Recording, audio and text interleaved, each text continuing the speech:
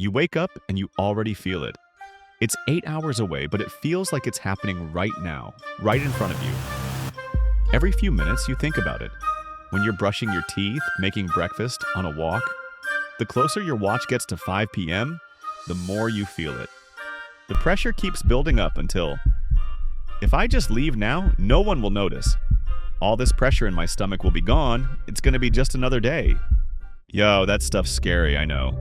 Most people are actually more scared of public speaking than death.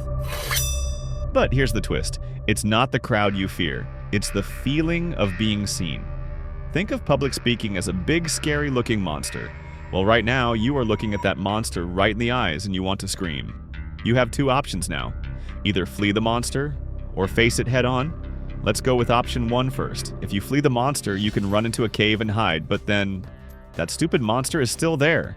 That's what happens when you overthink and don't do the presentation.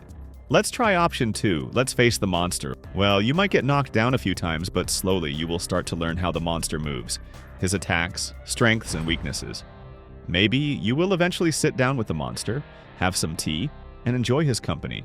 In other words, the more you do stuff, the better you get at the stuff. In other words, you should start presenting. Hell nah, bro. Do you even know what you're talking about? I don't know what to say. What if they look at me funny? What if I look funny? What if I mess up? Okay, step 1. Calm down. I know, easier said than done. Yo, there are like 8 billion people on the earth. We are just a floating rock in the middle of a void. Nothing really matters anyways. Take some deep breaths, meditate, you will be fine, trust me. The game plan. Now, by a plan, I don't mean a word-by-word script. By a plan, I mean how you're going to structure the presentation. Now you can just cover the requirements and move on. But that's boring. You want to be memorable, right? Well, back in the Stone Age, when the tribe was sitting around a campfire, what do you think was the most memorable?